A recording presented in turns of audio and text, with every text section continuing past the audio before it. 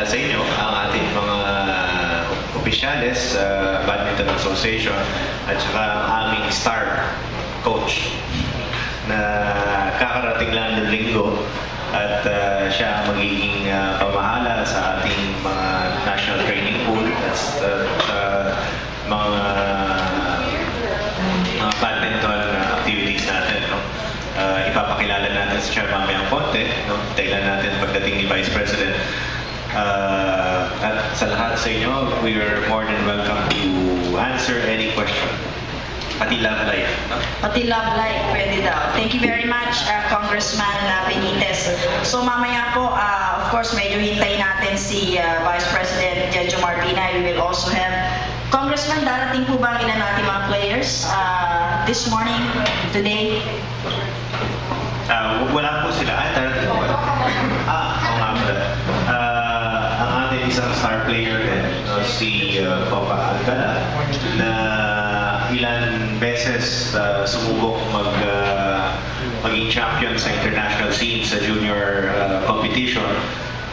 Unfortunately, second runner-up pa lang na-aabutan niya. But sa tingin namin, hindi magtatagal ito ay magwawagi as isang champion sa junior circuit. Okay, thank you. Darating siya kasama yung kapatid niya, hindi ako nagkakamali. Okay, so si Congressman is talking about Malvin Ann Alcala and Marky Alcala. Okay. Siguro matatandaan niyo kung kayo yung mga badminton player nung mga unang panahon. No? Noong unang panahon, siguro a couple of years ago, makikita natin that sikat, no?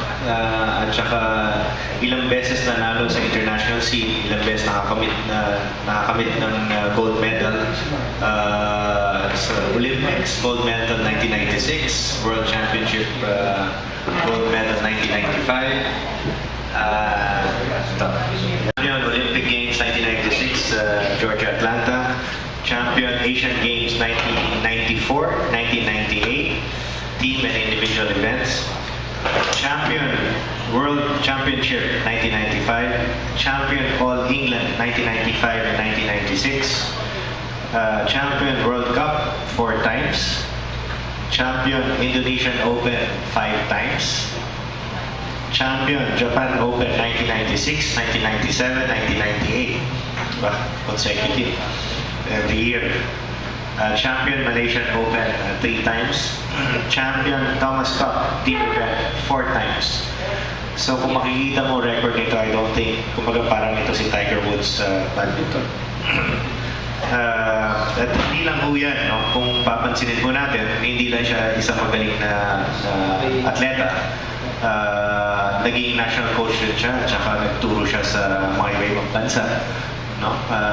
Nagtataka nga lang ako bakit hindi sa Indonesia, but naging coach din siya sa England for 4 years, 5 years.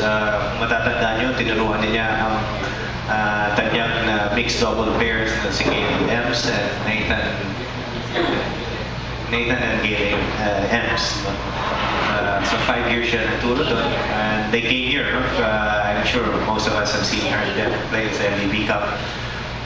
Pagkatapos po nung stint niya sa England, nagpunta po siya na Malaysia, at doon naman siya nakikita po natin ng mga Malaysian na mga malalakas at saka magagaling ng mga players. Siguro alam na natin kung sino ang dahilan niya. No? At saka maswerte po tayo na pumayag siya na lumipat dito sa atin.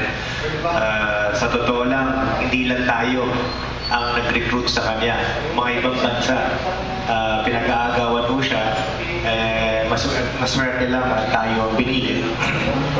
Ang sabi nga niya, it's more fun in the Philippines. That's why nandito siya. So, yeah. Tintayin na natin si Vice President, siguro bakit na siya? Malapit na. Sige, habaan ko ng konti para eksakto sa pagdating yung introduction natin sa ating star coach. Isa pa sigurong dapat natin malaman na as a coach, marami na siya napagaling ng mga atleta, marami na siyang tinuruan. And ang kagandahan nito, marami na siya napapanalo.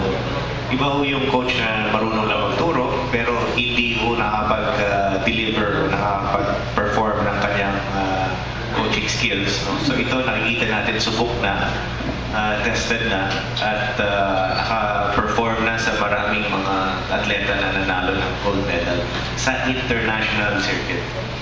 Congressman, I'd like to inform everyone na naka-ere na po tayo sa sports radio now. Live tayo naririnig. No? So, naririnig po ninyo mga kaibigan. Magandang umaga sa inyo lahat. Ang ating pong Secretary General ng Philippine Badminton Association, Congressman Albi Benitez. So, balik tayo kay Congressman. Siguro, mauubusan tayo ng oras kung sasabihin ko lahat ng mga qualities ng ating bagong coach. No? Ito ang tinitingnan natin na makakapag-ignite uli ng buhay sa mundo ng badminton. Ito siguro makakapag-produce ng mga international champions, no? Nakikita natin. So hopefully ito ang magiging simula ng pag-angat uli, no, ng sport of badminton dito sa Pilipinas. At hindi lang ho yan, no? Kung bibigyan niyo ako ng pagkakataon, galing lang ho ako ng China ng 2 araw sa Annual General Assembly ng Badminton Asian Federation. Ito yung parang asosasyon ng mga lahat ng mga presidente ng badminton clubs around Asia. And ang usap-usapan po natin nila doon nung pinuntahan ko, nagulat po sila. Nagulat sila at nakakuha tayo ng isang magaling na coach.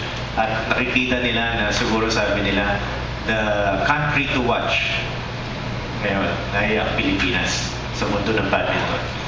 No? So, hindi lang siguro dito sa atin ang nakakaalam, no, sa pagdating ng ating bagong coach, no, pati ang buong mundo ngayon na nagugulat at kumukuha tayo ng mga ganitong hakbang. No?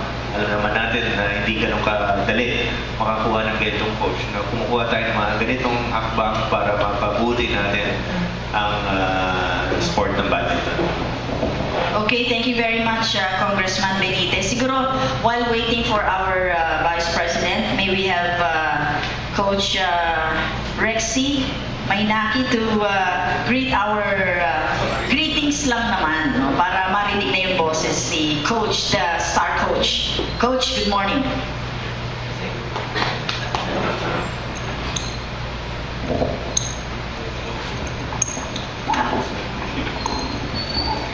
Yeah, hello everybody here. I just said good morning. Good morning. How are you? We're fine. It's good. So, when did you arrive, Coach, here in the Philippines? Arrived in Sunday afternoon. Sunday afternoon. Yes. So far, how are your observations? Yeah. Yes. For the first time I came here is have a fun. Just play badminton. Not start to walk yet. It's not get headache yet. Have you met all the players, members of the national team, Coach? Not yet. Not yet. Yeah. Because at least I will meet them during the tournaments start this week or next week, 28th. Yeah. So you will officially start training our athletes It's April officially is 1st of May. 1st of May. Oh, okay. Sige, mag-start na. Baka po may mga katanungan yung mga kapatid natin sa hanap buhay. Just taas pa lang po ng kamay para malaman natin yung mga questions. Siguro nag-start na rin tayo. No? So, can you give us a little background on why did you decide to choose the Philippines despite of more offers, I think, from Russia and England, Coach Rexy? Yeah, actually, it's not in my picture before about how I can coach Philippine team. Yeah, actually, like they're strong that demands to ask me for coach is Indonesia first. Is former my coach there. He become now the head coach of the Indonesian badminton association. So he keep asking me for 1 year, just keep contact me and SMS me to come to help him or all these things. Yeah. And then England also because I've been there for 5 years, and then I know all the player from the young player till the senior. So most of them, the junior, I know them. So they offer me to come over for the head coach only for doubles, because at the moment they have the singles. It's not my pick in my picture about the Philippines, but one day like Minati and Rudy, I met them during the SEA Games in Jakarta, and then asking me they're looking for the coach. And I just make a joke to them, why you looking for the coach? And why not ask me?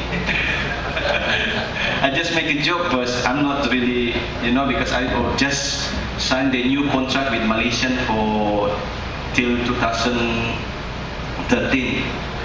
Yeah, but this actually I have to go with the Malaysian team for the coming Olympic, and then Minati keep contact me. I think I just lost for one month. 1 month, not any news from Minati. I thought that is maybe no more interesting from Philippines.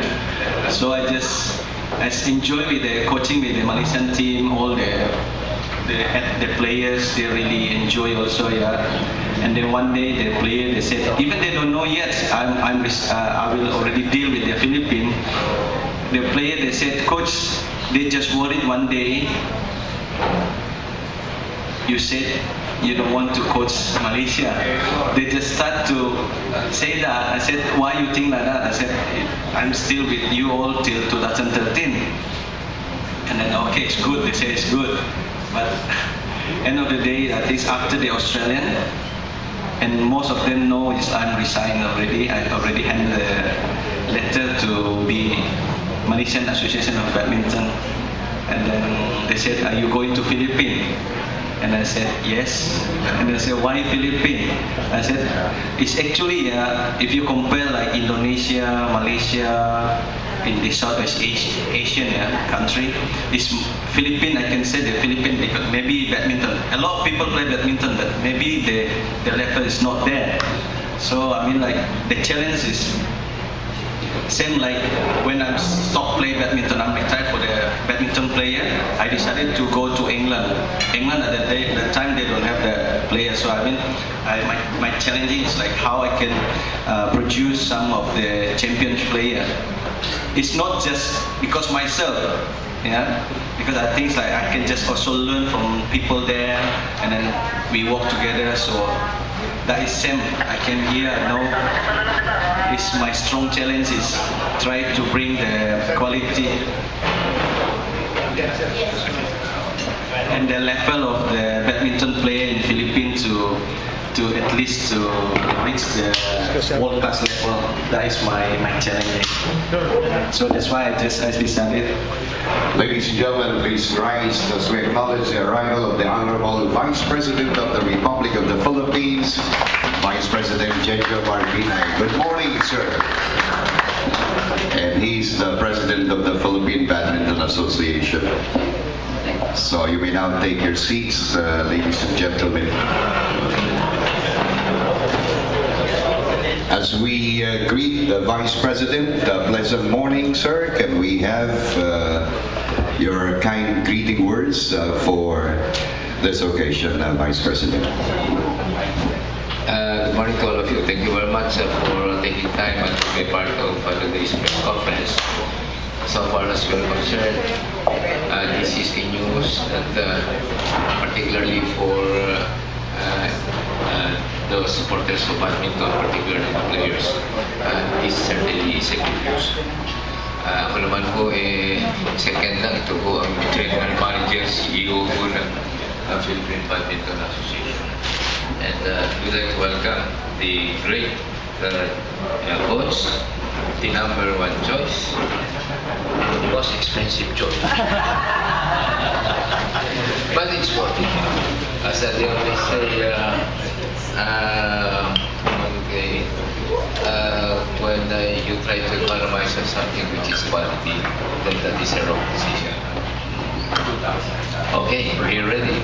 I think Congressman Benitez was talking when I came in. I'm sorry.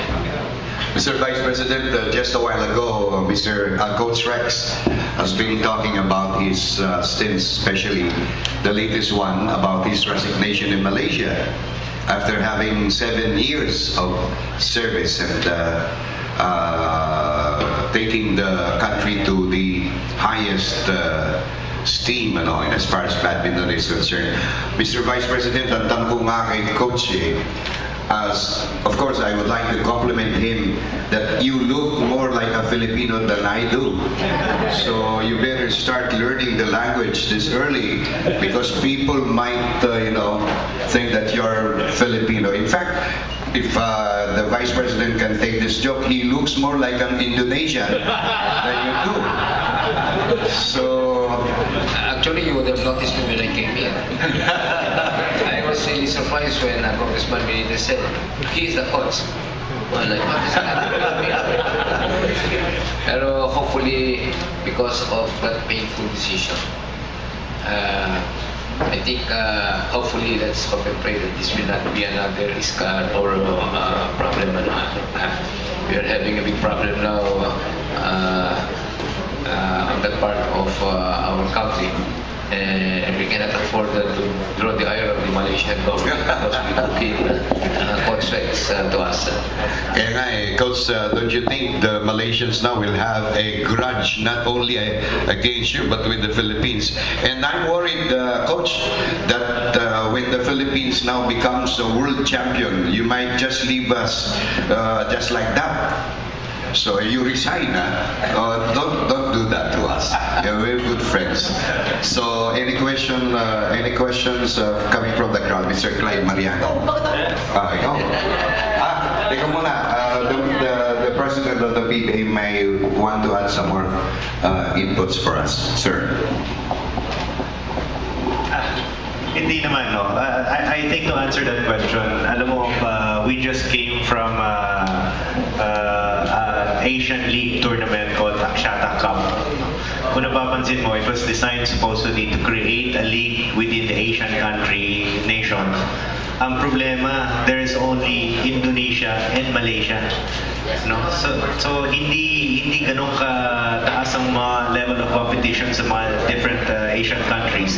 Kaya mas gusto siguro nila na ang Philippines maging powerhouse din at saka umabot sa level ng ganun para alam naman natin kung maganda ang competition, mas nagkakaroon ng attraction sa sport. So this is a welcome move, no? And they really feel that and they are hoping that the Philippines will upgrade and increase the level of competition dito sa atin. So okay lang po yun. I think we will still be able to visit Malaysia. Okay, thank you very much. This time, a question from Clyde Mariano. Clyde? Thank you, sir. Good morning. Ito si Clyde ang most like an Indonesian. Good morning, Vice President. Mr. Vice President.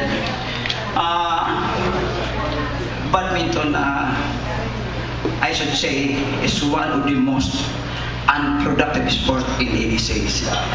Since the time of Pete Gonzalez down to former First Lady Ming Browns, badminton did not reach milestone to the big disappointment of Filipinos. So now you are at the helm of badminton. So sports writers and all the badminton people are rejoicing because you are there. So what are your plans and programs for the good and to see that badminton will move fast forward further down the road? Hindi naman ako lang. We are three. Si Manny Pangilinan, saka si Congressman Benitez, at saka ako. So, kung yun all three in one. Pero, let me just take your word milestone. Sa akin, milestone ng badminton. Ang sarap-sarap na sports nito. And pag you enjoy a particular sport, especially in Korea, at least nawawala yun sa mga masamang gawain at tumutong hindi ng katawan. Pag milestone na yun, dahil sa maraming naglaro, maraming nagkagusto eh. And isa na ako yun. As to battle plans, sabi ko nga sa inyo, si Congressman Benitez, ang President and CEO. So anything about our plans and programs. But definitely, the desire or having a plan to bring in a coach that would help us realize our dream of making good in becoming the national games. That was priority number one. Number two is, by all means, hopefully we can get Coach Rex to be that particular coach to come over. So, yung mga plano si Alvin na.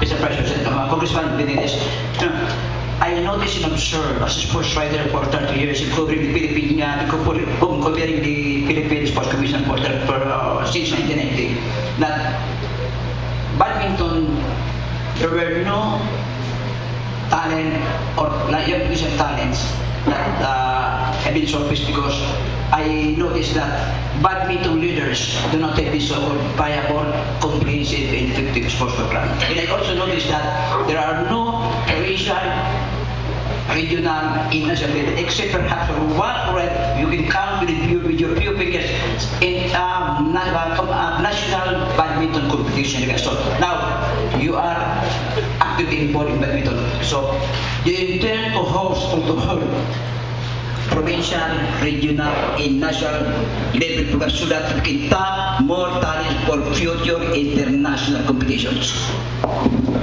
Sige, Clive. Just to answer back to some questions, sabi nyo, what are the plans and programs? So, technically, this is very simple. No?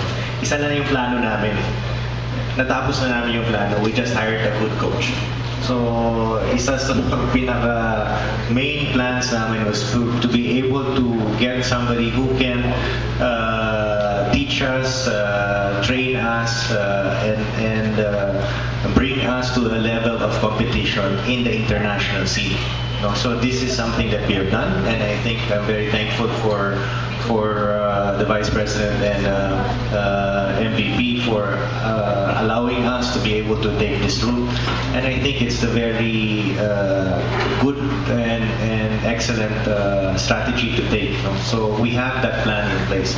Now, as far as developing mga national tournaments and local tournaments here in the country, in the province, as you know, I think this weekend we will have a Butuan badminton tournament, where the prize money is actually 2 million pesos. It's one of the higher tournaments in the country, and they've been doing this every year. In the same manner, we are now with Coach Rexy, who will be going around the country, developing badminton centers, developing regional coaches, and trying to invigorate siguro ang mga athletes in the provinces to be able to maybe recruit them for national team on a junior team, because our discussion with Coach Rexy is this will not be a short-term plan. This is probably a long-term plan. In fact, he wants to recruit players from 12 to 17 years old in preparation for future events. So this is not something that overnight we will expect a gold medal. It will take time. And knowing the hard work that has to be done, we are giving our full support to Coach Rexy to be able to bring and deliver those targets. Congressman, do you intend to invite or to host a series of international competitions just to gauge the competitiveness of the local players? We've done that before. We remember the Bingo Bonanza Philippine Badminton Tournament. We've been bringing in international tournaments here in the country. Unfortunately, I think it benefits more the foreign players than the national players. We would like to get to a certain level first before we will bring in Super Series or those international kind of tournament. step by step. No? So, but definitely, I think part of the program is we will be sending our athletes to international events to be able to gauge where they are, at what level they are compared to the other foreign players. Mr. Congressman, running a tournament, a badminton tournament the whole year round is no joke. So, are there private entities or private corporations willing to support or to provide financial assistance to your program aside from Mr. MVP? No, I think we have, I've mentioned, this weekend we have the Butuan tournament. We will be having our Ming Ramos tournament, I think sometime in May. The P-Bars tournament of MVP will also be a 4-leg tournament, same as last year. I have some other tournaments in line. Toby's is also putting up its own tournament. We have Equiparco, 10th Equiparco Badminton Challenge, April 27, 30. This is the one in Butuan. Mrs. Ramos and BB Cup. We will have our national games on May 26 and June 3 in Dumaguete. We will have also others. So Last question, Mr. Congressman. How do you foresee the future of badminton? Is it possible or are you optimistic or confident that badminton can win an Olympic gold? that is actually maybe up to Coach Rexy to. But definitely, I will be the first to say that I don't think we are lacking of talent. We are a country that has probably the same build, the same agility, the same traits of our neighboring countries, especially Indonesia. In fact, if you look at Coach Rexy, that has a whole list of achievement international from Olympic gold medal to gold. And if you look at him, he looks like Filipino. So I don't think there is a reason why we cannot achieve that goal. Congressman, Congressman, I couldn't surmise by the spite of the badminton fever, yet we couldn't tap promising talents in the country. Because Coach Rexy is not yet here. Thank you so much. Pero Brad, para lang idadagdaga. Yes. Alam niyo, kaya hindi tayo makalusot-lusot doon sa Prescon.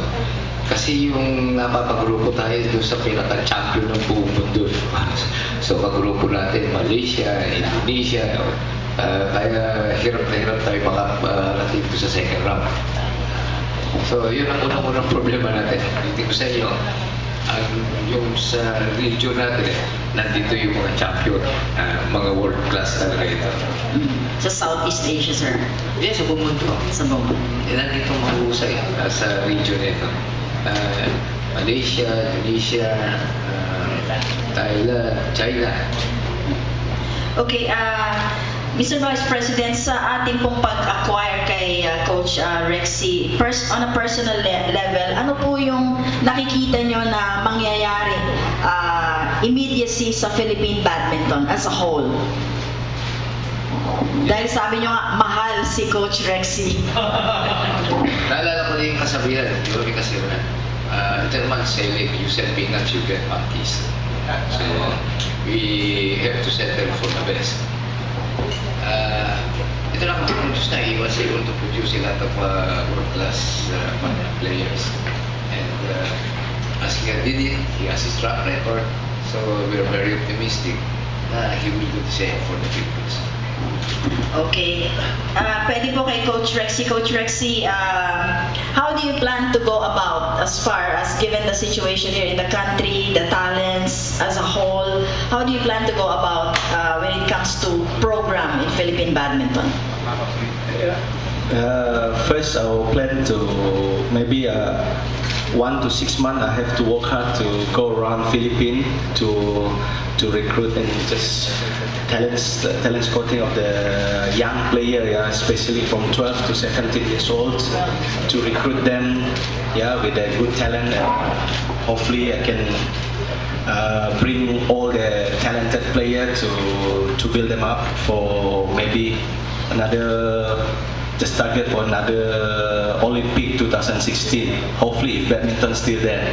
So that is my plan so far because I know that is the if you want to achieve all these things, yeah, that like myself, yeah, that is all about discipline and attitude.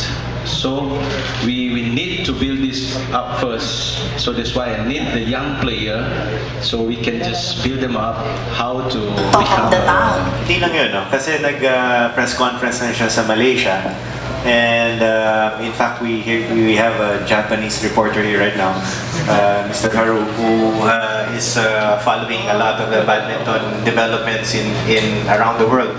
And sa buong international scene, medyo alam na nila, mas updated nga sila, no? Sa atin na lilipat na si Coach Rex dito sa atin. Okay, maybe we have, of course, we acknowledge the arrival of Melvin Alcala, isa po sa mga very promising players natin. Okay, so bago siguro magsalita. Okay, Clyde. Ayaw mo na, okay. So, may we hear from our Japanese friend? Would you like, to say something? Come here. Okay. Good morning, sir. To Coach Rexy, because out of the world, everybody is interested in what you can do here. Could you please tell me your understanding what's the current state, situation of the Philippine badminton player compared to the Malaysian? And then another point is are you fully authorized selecting the younger player all over the Philippines? Thank you. Thank you. Yeah, thank you very much. Yeah, if we're talking about the current, you see the level of the player in Philippines, yeah. I know now it's Poca here, yeah. She's produced quite good result in junior, yeah. And then I think before that, I remember she beat our top. I think the second at the time is our second Malaysian second singles is Lydia, isn't it? Yeah. So I mean Okay, so yan po si Coach Rexy.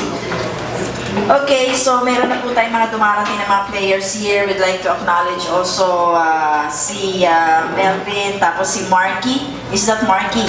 So magkapatid po ito.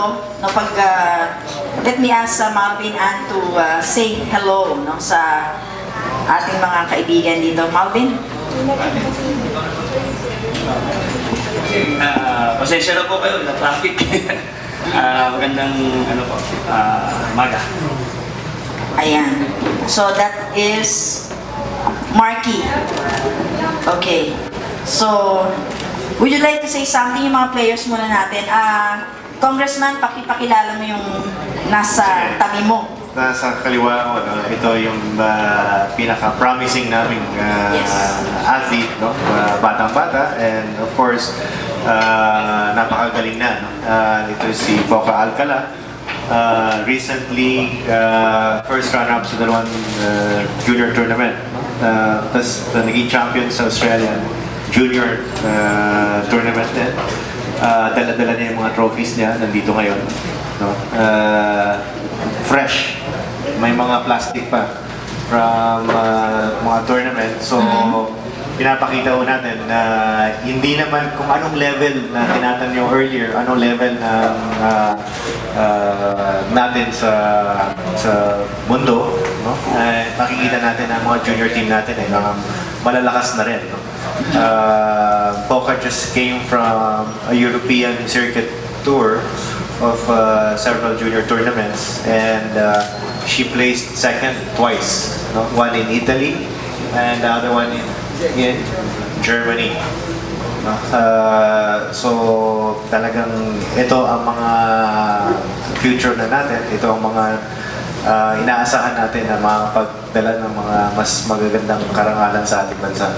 And of course, ang kanyang kapatid, ito yung mga, siguro natatandaan ko yung mga brothers and sisters ulit, di ba? Meron din tayo dati na. Ito na naman, ha? Ito na naman, meron na naman tayong mga Alcala siblings. Yung kanyang kapatid, si Marky, no? 12 years old, no? 12 years old, pero walang 17 years old na nakakatalo sa kanya. So, nakikita natin na masyadong advanced na sa kanyang edad. And ito, tamang-tamang dating niya. In fact, kung mapapansin nyo, madalas po pupunta sila sa ibang bansa para mag-train. And since nakita na nila na si Coach Rexy nandito, mukhang natutuwa sila at makakapag-train na sila dito sa atin. Maybe hear from the players, Congressman, kung ano ba ang kanilang reaksyon, kanilang expectations now na meron tayong isang Olympic champion na coach. Ikaw muna. Na-expect po namin na mas magiging maganda yung magiging training ng Philippine team and mas pupursige yung mga players na mag-train ng maayos since meron na kami magandang coach. So masaya kayo syempre. So, who's coaching you before? Bago si coach? My dad, siya po lagi nagpo-coach sa akin and some Malaysian players din po na coach. Okay. So, si Marky. Can we hear from Marky? Only 12 years old si Marky. Boys, single, 17 and 15 and under crowns of Prima Pasta Invitational. So Marky, with Coach Rexy now with us, ano bang pakiramdam mo as a national player?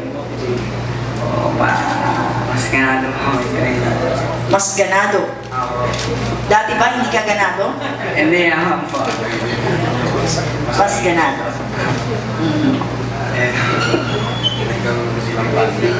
Nagkaroon na raw ba kayong banding? Not yet. Hindi pa yata. No, not yet. The coach has yet to meet all the players, all the national players. Okay. What else? Mr. Rick? Okay, Mr. James T has a question. Mr. James, go ahead. Yes, this question is for Mr. Rex C. What titles or medals have you won as a national badminton player for Malaysia before you accepted the coaching job? What tournaments have you, major tournaments have you won? Maybe the Olympics, Asian Games, or SEA Games? Myself or Malaysian player? You as a Malaysian player. What titles have you won? Indonesian, sorry. Yeah. Sorry. I'm very sorry. Yeah, I'm shy to say that. Yeah, maybe I just won the Olympic gold medals 1996. Won. Thank you. The World Champs 95, Asian Games 94, 98, team and individual. All England 95, 96, World Cup 4 times, Indonesian Open 5 times, Japan Open 96, 97, 98, Malaysian Open 3 times,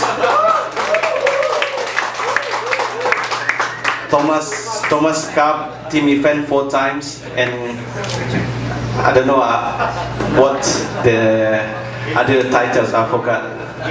What about your accomplishments as a Malaysian badminton coach? For achievement. Yes. Yes, our men's doubles won the Asian Games gold medal 2006, All England 2007, and then at least eight title of open tournament. Okay, so one from Clyde Mariano. Clyde. One more question for Mr. Rexy. Mr. Rexy, how long is your coaching contract with Philippine Badminton?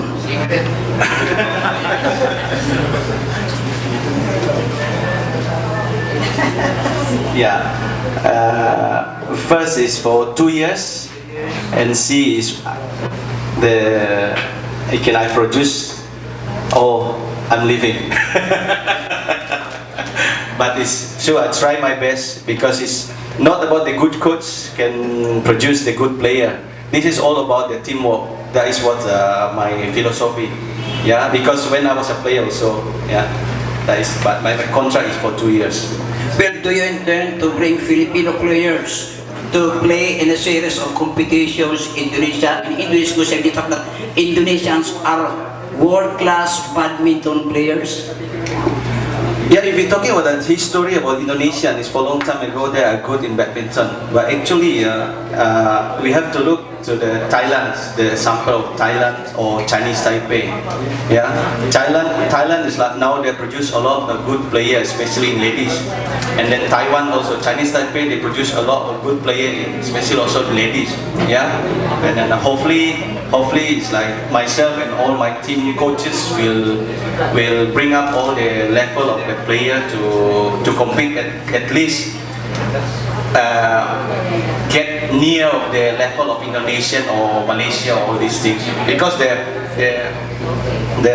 history of the poker did is like last time is like she beat our second singles of Malaysian player is Lydia, so now she's the runner-up of German Junior. So I mean like she's in the right track. So how we just try to work out for these things and work together to bring her up for the world-class level. Could you guarantee the Filipino people that the Filipino badminton players can win more gold medals in the forthcoming Southeast Asian Games in Myanmar? Sorry to say, I'm not like the magician to say that. I'm just trying to do my best. Hopefully, with all the talents Philippines has this, we can just produce more champion player. That is what I try to do that. Are you afraid of Mr. Rodi Hartono? Say again? The world badminton player, it's an Indonesia, the world champion in badminton, Rodi Hartono. If I play single with him, maybe I win. Because he's already old. Thank you so much. Para kay Kapusman ito, Benitez, Mr. Kapusman. He said that his coaching contract is only for 2 years. Assuming that Mr. Rixit failed to give a single goal to the Filipinos and share in numerous international competitions, do you intend to renew the coaching contract of Mr. Rixit? Yeah, Mr. Clyde, sa totoo lang, we are looking at this in the long term. Based on our initial discussion, the 2 years is really just getting our players ready. And then it will take another year for them to experience the international competition, the pressures of going abroad and competing. So definitely this is not just going to be a 2-year program. We are really looking at the 4-year program for us to really feel the achievements or the performance that our coaches is doing. So it's not definitely where we are looking beyond the 2-year contract. Do you have the liberty to tell us right now how much the salary of Mr. Rixit? Ano yan, for national interest, we will have to... Last question, Mr. Congressman. How is badminton in Negros Occidental, specifically in your district? Not mistaken, we have a lot of good players. We have a good training center there headed by Coach Jordan that is helping out different players. In fact, some of our players have competed with players from that area, and I would say that some of them perform pretty well. We have Tudor Po here, who is also part of our junior team. And who can attest that the good players are coming from certain parts of the country already. How much is the annual budget of badminton coming from the Philippine Sports Commission? Nako, yan ang magandang tanong. If I'm not mistaken, badminton has been classified as a parang secondary sport, diba tawag doon? And others, no? So it is not a priority sport of the PSC right now. So it falls to the grassroots development program. And if I'm not mistaken, it's not more than 3 million, if any, the PSC will give. So basically, most of the funds being generated by PBA right now are coming from corporate sponsors. Thank you so much. Thank you. Can we call in another question from our Japanese friend? Okay. Thank you very much. Sorry, because I couldn't get the answer previously. I just want to emphasize one thing. Do you have a fully authorized choosing the players and the coaches? I really want to ask, do you have a free hand to choosing those kind of players and coaches? Thank you. Maybe I better answer that question. Coach Rexy has been given full authority to be able to select, recruit, fire, discipline all the players under his training program. We feel that we will just choose the best coach that we can find, and we'll give him all the authority, all the leeway to be able, the free hand, to do what he thinks is best for us. And we believe that too many chefs will spoil the food. So we feel that we will just bank on him, and judging from what we've seen and from what he has in his credentials, I don't think there is fear for us to not to follow his advice. Thank you. Another question. Congressman, it's been a few years since we had an open tournament that's part of the BWF calendar. Your thoughts on this, and do you have any plans to do it? This year we have no plans yet. So, as I've said earlier, we spend so much for the tournaments such as those, where we will be inviting foreign players to come in. And our experience before is it really benefits more the foreign players rather than the Philippine players. So we would like to get at a certain level first. We would like to see our players to be able to compete properly, and then we will probably start looking at and inviting sponsors and corporate partners to be able to produce maybe another international event here in the country. So that would be around the time Coach Rex will be producing a bit. Yes, That's we 2 to 4 will train years. a little bit more, because if you notice, like our Grand Prix badminton tournament a couple of years ago, yung mga players natin never even made the first round. No, so it is really just there was once, I think, Kenny and Big Big reached bronze, no? But very selected. It was not really a tournament that we can say we can root our players. Most of the time, we see foreign players already in the semifinals and finals. But is it not important to hold it, if only to introduce to the world that we are doing this program? So definitely. I'm just saying it's just a matter of time. We would like to get our squad or our team to a certain level, and we would be make no mistake that we would also be sending our players to international events to be able to assess their level and their performances. We feel it's a better way to spend our meager resources, training our athletes first, and then maybe when they come to a certain level, we can bring back international events. Thank you, Congressman.